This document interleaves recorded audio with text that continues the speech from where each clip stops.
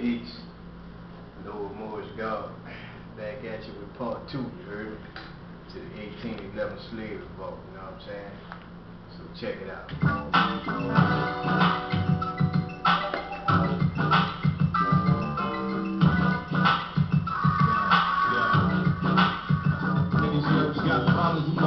They bluntly said, and it's crackers in the government that won't be dead. Wicked fair sheriff, police, and highway patrol all know I'm anti. Do I even play the role? I know y'all hate to see us falling, but fate is calling, and Babylon the Great is falling. I'm back against the wall, but see my faith ain't shaking. No matter what they do, they're trying to pull me through.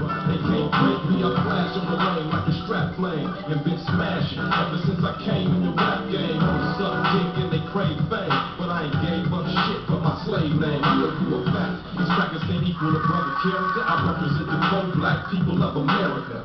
From the soldiers that shell shock to the homies who be going through hell on the cell block. Brothers in the street thugging, trying to bubble to the single mothers trying to eat, struggling in trucks. Those that's weak and those that ain't. I feel a brother got to speak for those that can't. Deep in the bank, I coach east side, west coast, in the California rooms where they doing the most. Instead of letting me spit, niggas he begging me quit. A nigga, I don't give a fuck what they threaten me with. These motherfuckers can't break me. Man, these fuckers can't break me. These fucking traitors can't break me. Peace. Alright, let's get back to part 2 right on this shit, you know what I'm saying? Just got to vibe a little bit, you know what I'm saying? Loosen things up. Alright, page 51, alright, the 1811 slave revolt, on to the wall, you know what I'm saying? The biggest revolt that went on in the history of the United States. And they don't talk about this in history books. They try to hide this shit, you know what I'm saying?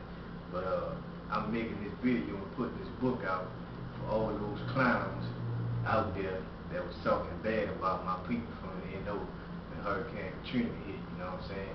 I'm going to show you who we are today, right here documenting the history, how we got down. Alright, peace. Part 2, you did. It says, page 51. It says, as the rebels set out for the city, knowing that a stern and difficult struggle lied ahead, we can imagine their minds return to the African elders who charged them to die a glorious death rather than live a miserable life. Or maybe their minds recall the challenge Dessalines put to his fellow revolutionary Africans in Haiti. Those who wish to die free rally around me now. Oral history tells us that Charles Dessalines and his compatriots declared freedom or death. Defying the whites and declaring themselves to be free, said one source. They swept downriver with enthusiasm. Another historian, Marcus Christian, records that the rebel slaves marched to the accommodation of drums and the waving of flags. The slaves shouted their determination for freedom in native African chants. The goal of the uprising was to overpower the whites and march on New Orleans. Embryo by their success, said historian John S. Kendall, the blacks prepared to attack the city. They were in their ranks men who had participated in the uprising in Haiti, and those took command of the movement.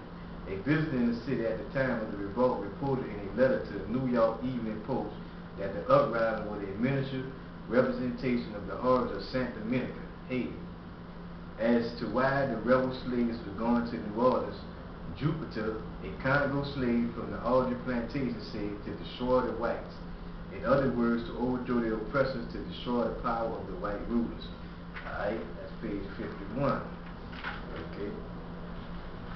And I'm going to give you the reaction here to what these people was doing, what these crackers was doing when it was revolt. Right here, it says on page 56, it says the flight of the slave owners, alright?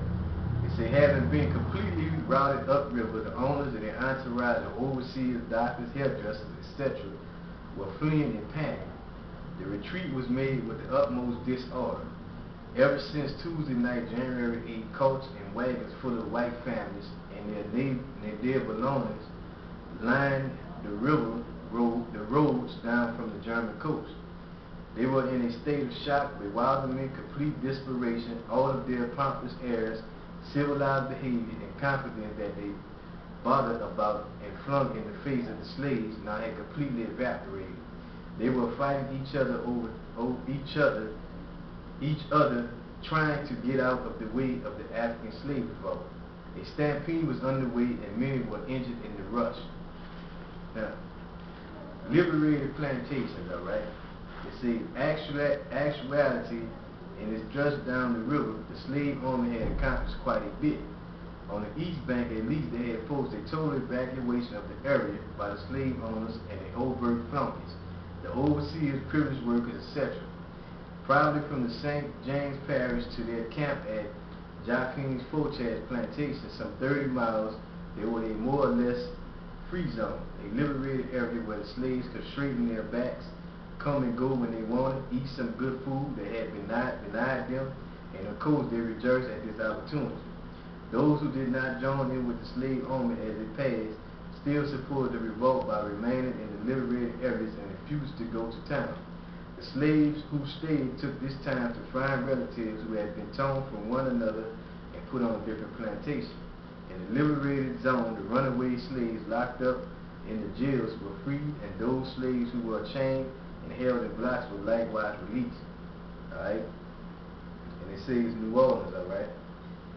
See, downriver in the western suburbs and farther down in St. Bernard Parish, disturbances apparently erupted in coordination with the developments of the river. A group of Africans led by Gilbert, alright, which possibly included Peggy, alright, Daniel, Lucy, Sorrow, Suzette, Hector, Daniel Garnett, swung into action.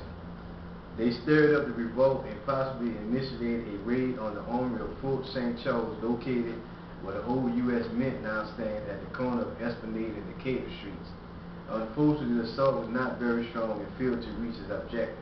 The large stock of weapons needed for Charles' army encamped at the Fauché plantation were not secured. Yet the attack stirred a great amount of alarm and consternation amongst the enemy. Alright? And that was that. You know what I'm saying? That's happening in the city. The people did what they had to do, alright? You know what I'm saying? Okay. And right here on page 57, alright, it tells you how the U.S. government had to mobilize, alright? And this is what they did, alright? We must remember the entire central government for the territory was concentrated in New Orleans. The governor's office, the legislation council, the federal troops, and the judiciary. The legislation council and executives were meeting at the very moment that the word came of the revolt. Delegates from all the regions of the territory were now literally trapped within the city walls. Should New Orleans fall to the African slave, eventually slavery will fall within the entire territory. Thus the U.S. War Department, Governor Claiborne, and General Wade Hampton took extraordinary and decisive measures to prevent this from happening. First and most importantly, they made a strategic retreat. They decided not to fight on two fronts at the same time, against the Africans and against the Spanish in West Florida. The immediate war with Spain was put on hold and Claiborne adopted for the troops. Next, all forces available were redeployed to come down on the Africans. Interestingly enough, Spain cooperated with the U.S. government by not taking advantage of the slave revolt to press a military attack at Baton Rouge, a Fort Starter. This proves that despite their claims, none of the colonial powers supported the emancipation of the slaves any more than the Americans, alright? It says right here, it says, this was a very important maneuver since Bayou Metairie, over which the bridge crossed, was a well-used route for the German coast and the city. Moreover, a road running along the same bayou intersected the path to the bridge and came toward the town via Bayou Road. In the town at Hospital Street, Barrack Street, and Rampart, had this route not been sealed off, the African rebels surely could have breached the city defenses. Claiborne also ordered the other entries to the city at Fort St. Charles and Fort St. John to be closed off. Amongst Claiborne and the other slave owners, fears was entertained that should the Negroes enter the city and be joined by those here, who appeared to be 8 or 10 to 1 whites, right? A general massacre would take place. Okay, so we outnumbered them 8 to 10, you know what I'm saying? And that's what went on with the mobilization of the plantation, alright? Now right here I'm going to show you the area where these brothers took over. And if you can get a shot of this here, that camera there, that area that they took over right there, you know what I'm saying? So I'm going to pause right here with this here, 1811 slave revolt.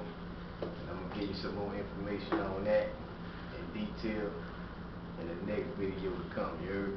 Peace. Me.